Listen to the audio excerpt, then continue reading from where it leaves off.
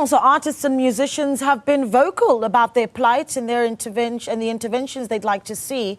Now, with a new minister taking over the Department of Sports, Arts and Culture, this is an opportune moment for the new leadership to come up with tangible solutions.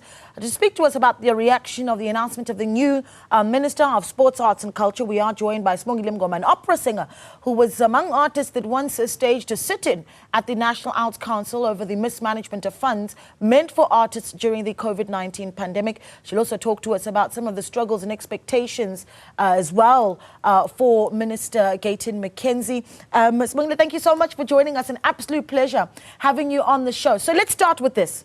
Sunday evening, I think we all stayed up till quite late, waited for the president to give us the announcement, whenever it was that you found out that, okay, cabinet has been announced and the new Minister of Sports, Arts and Culture is Gayton Mckenzie. What was your initial reaction?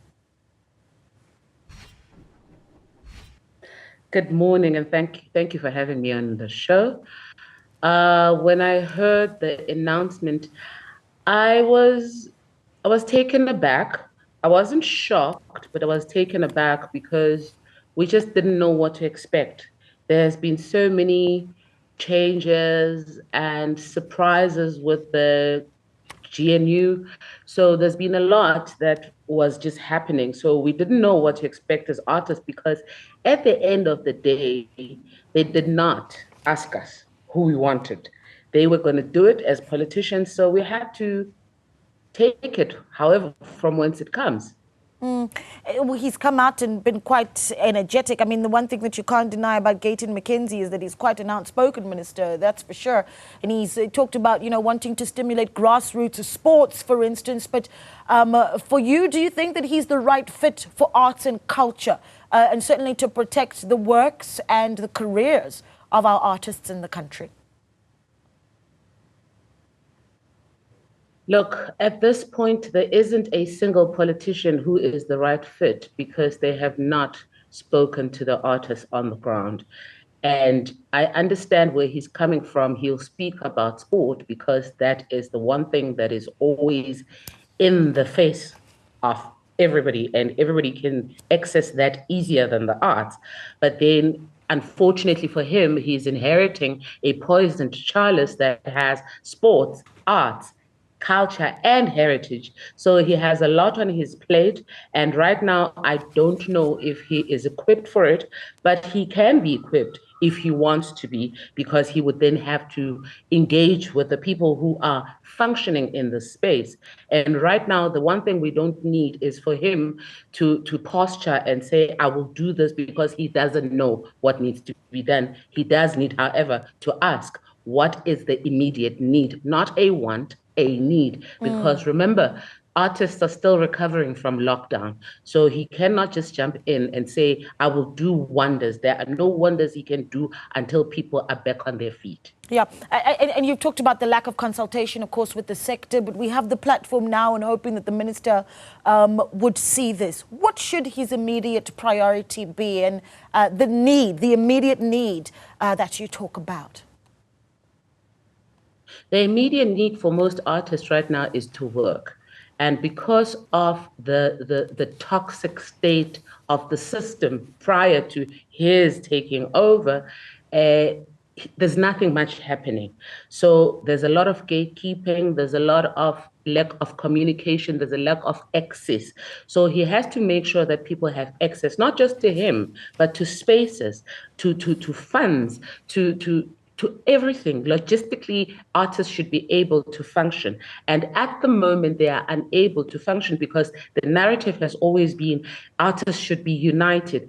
It's not about unity, it's about functionality, it's about practicable solutions. And right now, he just needs to understand that artists are hungry, artists have not been able to work.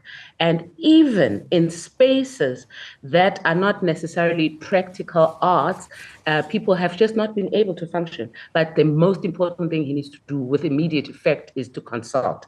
Talk to the people. What do you need? How can I be of service? Because that's all we want. We want a service to be delivered to all artists. Yes, there's sports, there's all of that, but let's talk artists now. That service has never been delivered in 30 years. Can it now start being delivered? Yeah, where are the I suppose the green shoots that you think the new minister really could be looking at? And you talk about giving resources to artists, right? And we think of the various funding platforms that we've had, many that artists have said simply aren't delivering in their mandate to create those opportunities for artists, right? Where the minister needs to be coming in to clean up what's going on in some of those organizations.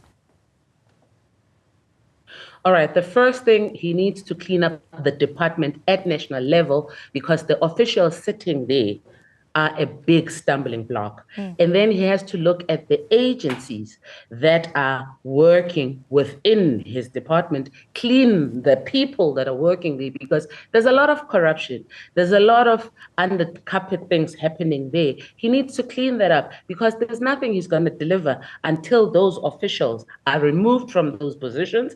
And some of those agencies are either disbanded or reimagined. But the way they stand right now, there's nothing that he can do about it. And also, like I said, he still needs to talk to the people who are practically on the ground. You can't just be saying, oh, they need this, because there are people who keep saying they're speaking on our behalf. Let's forget about the so-called stakeholders.